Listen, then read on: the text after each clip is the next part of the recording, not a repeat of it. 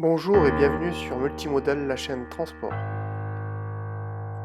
La RSE expliquée. Cas du double équipage, repos hebdomadaire normal et réduit. Alors, en parlant de ces fameuses périodes de 24 heures, il y a un cas où cette période a une durée plus longue. C'est le cas du double équipage. Donc, par dérogation au paragraphe 2, un conducteur qui participe à la conduite en équipage d'un véhicule doit avoir pris un nouveau temps de repos journalier d'au moins 9 heures dans les 30 heures qui suivent la fin d'un temps de repos journalier ou hebdomadaire.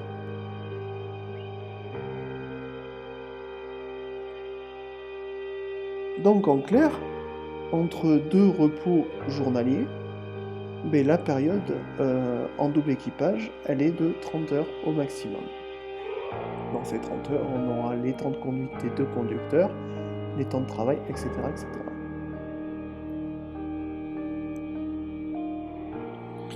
Donc, passons au repos hebdomadaire. Donc, il y a deux types de repos hebdomadaires, un repos hebdomadaire normal et un repos hebdomadaire réduit. Le repos hebdomadaire normal a une durée de 45 heures minimum.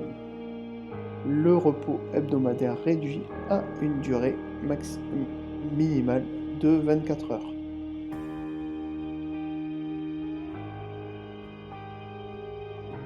Donc le point 6 de l'article 8 précise: le conducteur ne peut pas prendre deux repos hebdomadaires réduits d'affilée.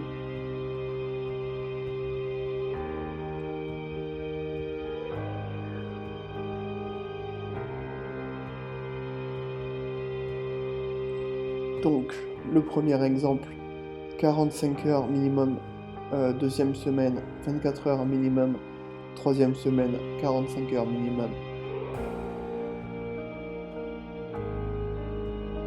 C'est valable.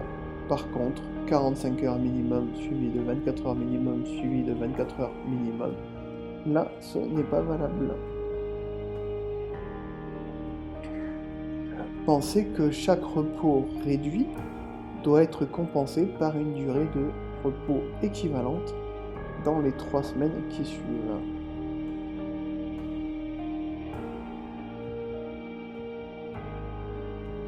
Donc en cas de repos réduit de 24 heures, il faudra récupérer 45 moins 24, 21 heures.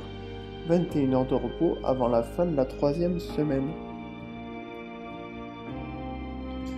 Ces heures seront accolées soit à un repos journalier, soit à un repos hebdomadaire normal.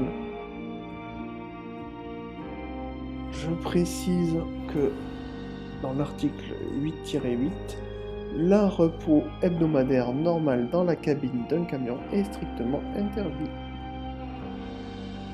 Allez, on passe à un petit exemple.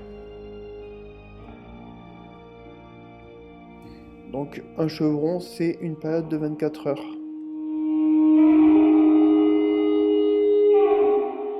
Donc là, nous voyons que le dimanche de la première semaine, notre conducteur fait un repos de 24 heures. Donc là, première semaine. Ensuite, deuxième semaine. Donc nous devons récupérer ces 21 heures avant la fin de la 3e semaine.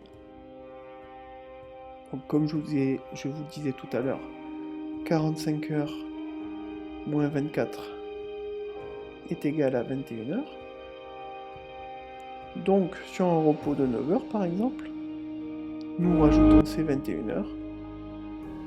Et donc le vendredi par exemple, il aura 30 heures de repos, ce qui compensera son repos réduit du dimanche de la première semaine. Alors, là aussi, dans l'article 8-6, un temps de repos hebdomadaire commence au plus tard à la fin de 6 périodes de 24 heures à compter du temps de repos hebdomadaire précédent.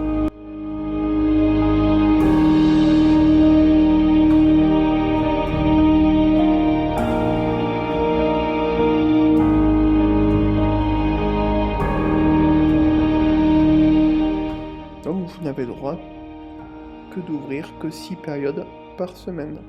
Enfin que, c'est déjà beaucoup.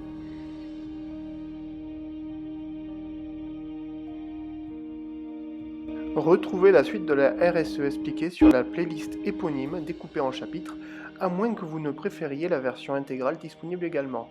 N'hésitez pas à liker la vidéo si elle vous a plu. A bientôt sur Multimodal.